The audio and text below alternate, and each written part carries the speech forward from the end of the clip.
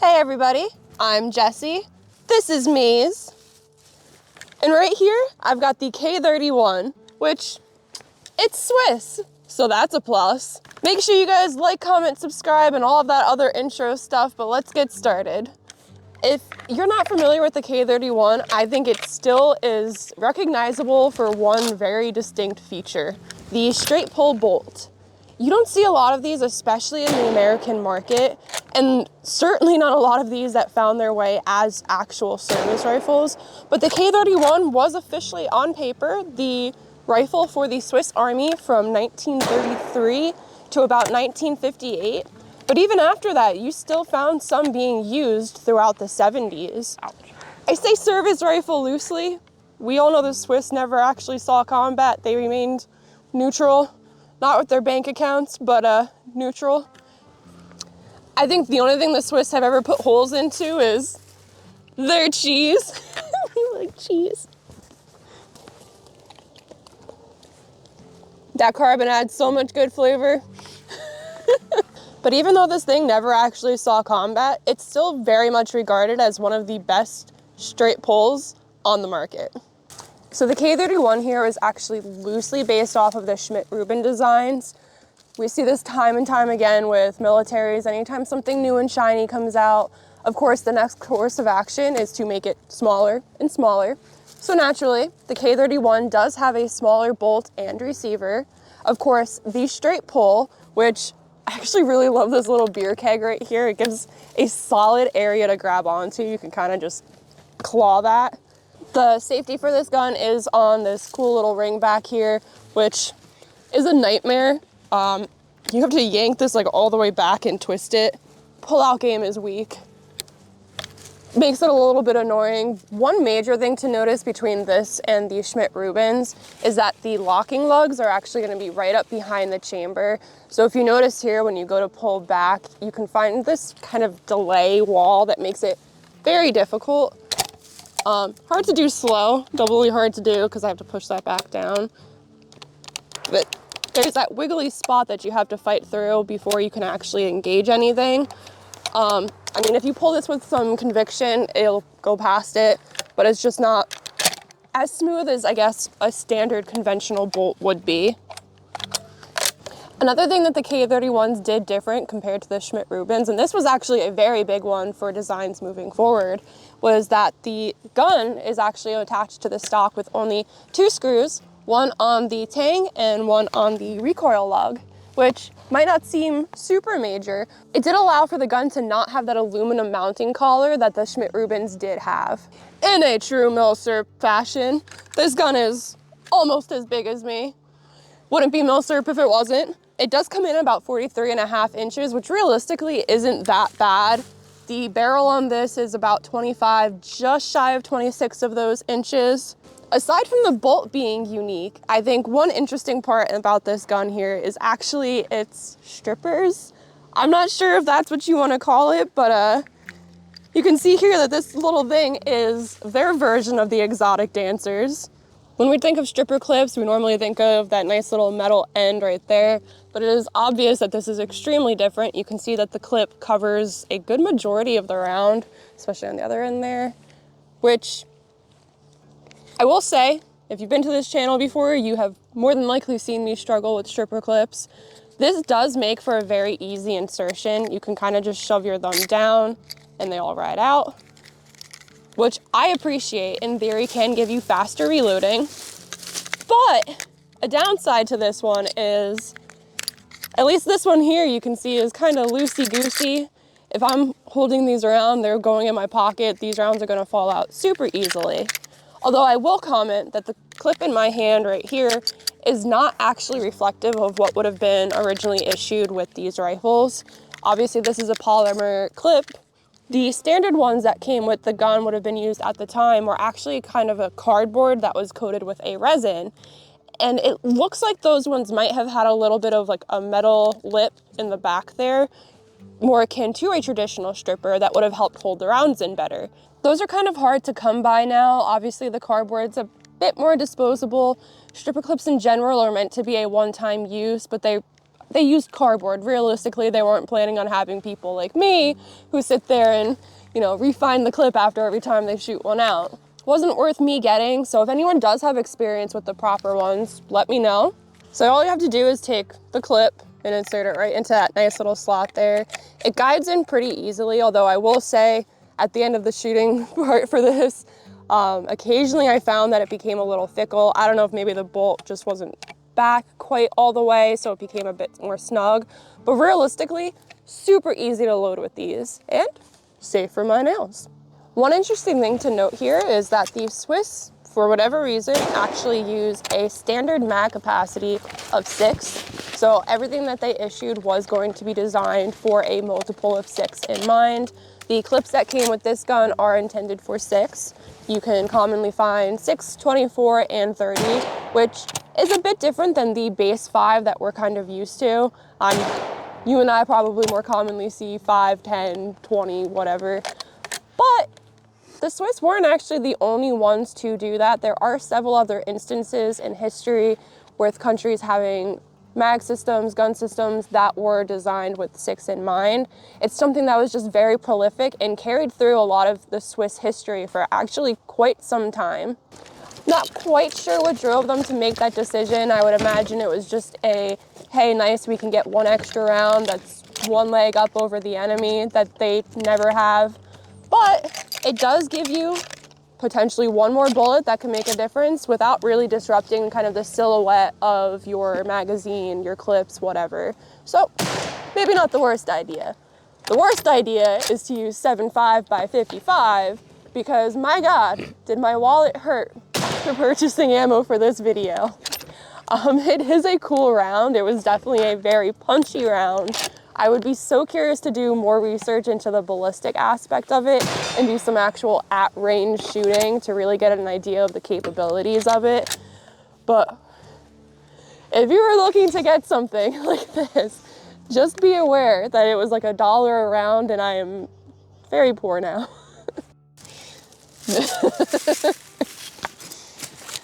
In my completely likely irrelevant opinion, I will say I think this gun is evidence of the fact that the Swiss never saw combat.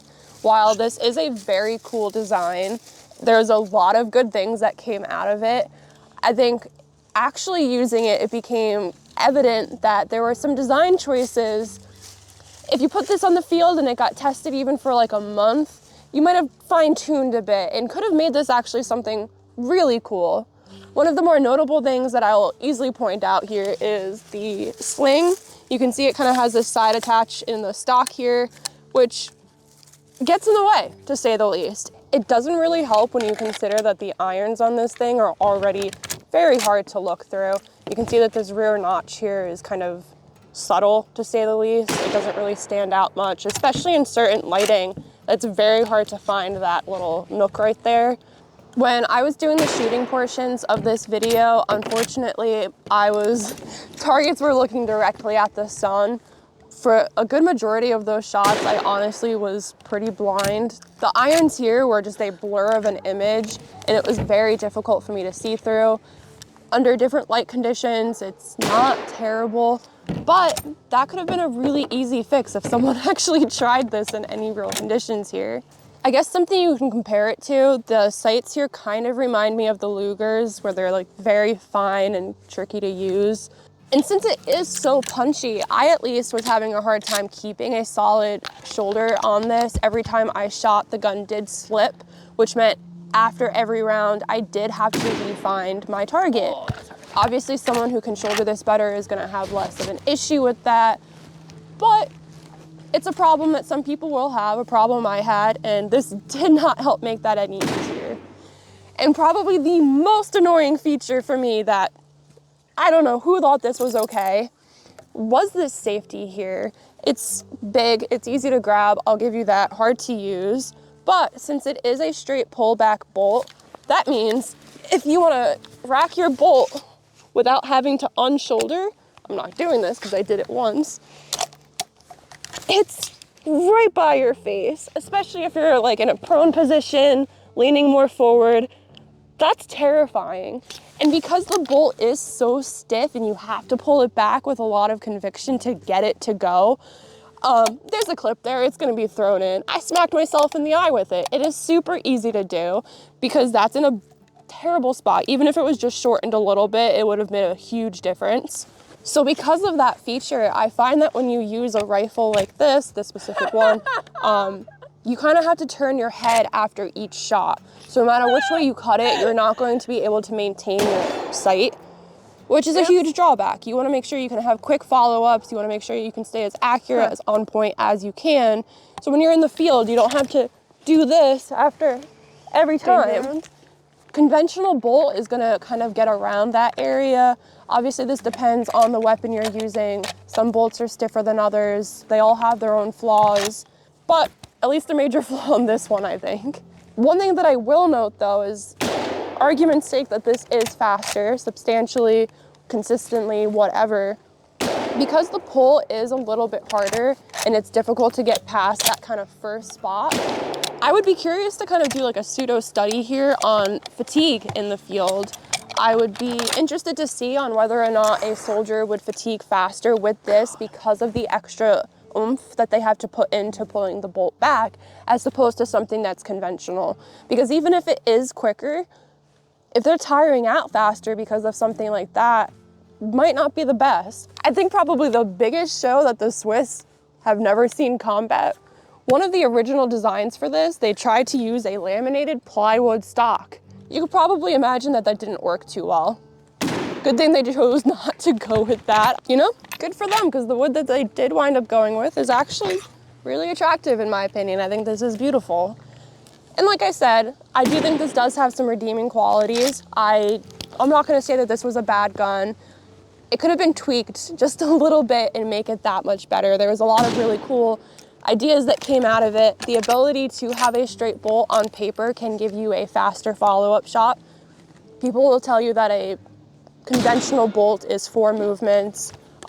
So in theory, you can do 2 with this, just front back, as opposed to like the up back, you know, that the conventional bolt's giving. For the power that this punches, the size is fantastic, although it was a little hard for me.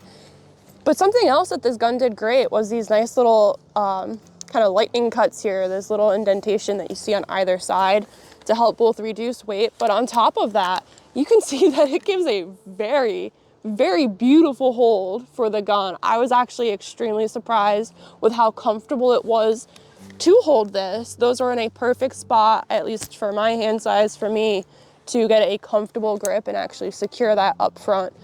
Wood is smooth, this is shiny. I just jerked the gun off, we're gonna delete that. But even with this shiny, smooth wood, this gave a solid traction for you to grab onto without disrupting the profile of the firearm. Another thing about this rifle here is the trigger. It is a 2-stage trigger on paper. I will say if you are used to 2-stage triggers on a modern gun, you might find this to be a little... So if you're used to finding that wall in a 2-stage trigger, this one is a little bit trickier. I don't know if that necessarily makes a big difference, just something to note, because you can see here, right there, I can kind of get that click. You can feel it, but that's a substantial amount of trigger pull to get through before you hit that wall, which is interesting. But that's not to say that this is a bad trigger. I was actually very pleasantly surprised while using this. I had a great time with it. It shot smooth. It was an easy pull. It's just if you hear 2-stage on paper, be prepared for this kind of performance instead. This might actually be the most 1-stagey, 2-stage trigger that I have ever shot. Not in a bad way. Another thing to note about this gun here is that disassembly is actually surprisingly pleasant. If you're used to something like the Mosin that you're reluctant to clean because of the idea of taking it apart, this is extremely simple. You can pull the bolt back. YouTube won't let me show you guys. But then once you get that kind of backing out, it does rely on the string here, which while I previously complained about it in terms of shooting and shooting my eye out because of this, the size of it does make it easy to maneuver with in regards to disassembly and cleaning. You can get a good grip on that, even with your good hand, your strong hand. So while there's definitely some evident goods and bads on this, I don't want to say it's a bad gun. I still had a lot of fun shooting it. I just did have some minor complaints, but I'm not going to judge a milsurp rifle because at the time that these were being developed, the firearms industry was trying a lot of new things. We were experimenting, developing, and learning. So some choices were made, some choices that I would not have made again, but I respect them for putting something out that is so iconic and something that was going for something new. It's refreshing to see companies actually at this time put out ideas that were so different than what everyone else was trying to see, just so we could figure out to the point we are now where everything turning into an AR-15. I just realized I went the whole video without talking about my camo. Guys, I normally would have told you I hate alpenflage here. I think it is a bit harsh on the eyes just walking around, but if you follow me on Instagram, then you already saw how absolutely invisible I was in this backdrop. It is fantastic. Plus, let us note the level of pockets that I have on this thing. I even got pockets in the back.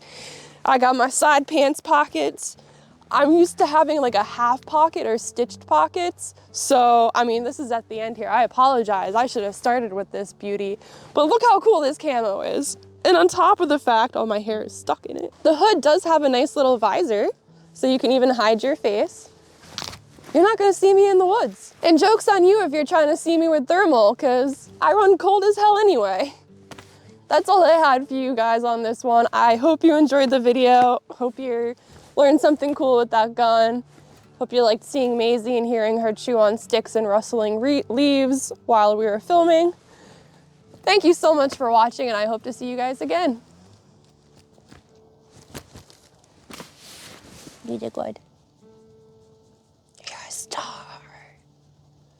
A star.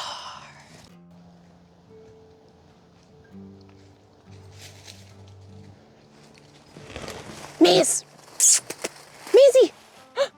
She can't even see me.